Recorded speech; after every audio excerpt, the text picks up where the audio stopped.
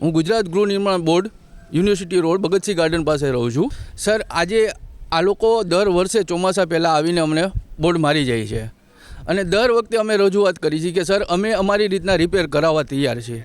તો અમારી આગળ સ્ટ્રક્ચર રિપોર્ટ માગે છે. પણ સર અમે આજે એટલા 35 વર્ષથી અહીંયા રહી છીએ તો સાહેબ અમને સ્ટ્રક્ચર રિપોર્ટ કોણ આપે? આજે અમે અમારી જાત મહેનત બધે 200-500 રૂપિયા હાજરીમાં કામ કરે છે, છતાં અહીંયા ગમે એમ કરીને એડજસ્ટ કરે છે. અમે કોર્પોરેશનનો વેરો છે, લાઇટ બિલ છે કે ગુજરાત ગૃહ નિર્માણ બોર્ડના પૈસા છે, બધું ટાઈમસર રેગ્યુલર ભરી છે કે કોઈ એવું નથી, બરાબર. છતાં આવી રીતના અમને અને આજે જે અલ્ટિમેટ આપ્યું છે કે 5 દિવસમાં વીજળી જોડાણ અને નળ કનેક્શન તમારું કાપવામાં આવશે અને ઘર ખાલી કરી નાખો.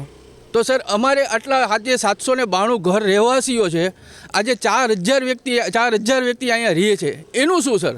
નાના છોકરાઓ છે, મોટી ઉંમરના બૈરાઓ છે, કોઈ હોસ્પિટલાઇઝ છે, તો સાહેબ આટલા વ્યક્તિનું થાય શું? સાહેબ અમને એક તો પહેલી વસ્તુ કે ગમે કરીને આનું નિરાકરણ લેવો, અમને પીપીપી યોજનામાં લઈ જાઓ, અથવા કે ભાઈ તમે આજે ખાલી કરવાની અમને કહો છો કે ભાઈ તમે મકાન ખાલી કરો તો અમને સામે સુવિધા આપો ને સાહેબ, કે ભાઈ સામે મકાન આપો, અથવા તો કોઈને એવું તમે કહો કે ભાઈ 3-4 વર્ષમાં પીપીપી યોજનામાં તમને મકાન આપી દેશે, ત્યાં સુધીમાં જે કાંઈ ભાડું હાલતું હોય એટલું તમે સજેસ્ટ કરો. ભગતસિંહ યુનિવર્સિટી રોડ ઉપર ભગતસિંહ ગાર્ડન આગળ હાઉસિંગ બોર્ડમાં રહું છું અને અમને બોર્ડ મારી ગયા છે. 5 દિવસની અંદર ખાલી કરવાનું કહે છે અને કે નળ કનેક્શન કાપી નાખવાનું કહે છે, લાઇટ કાપી નાખવાનું કહે છે.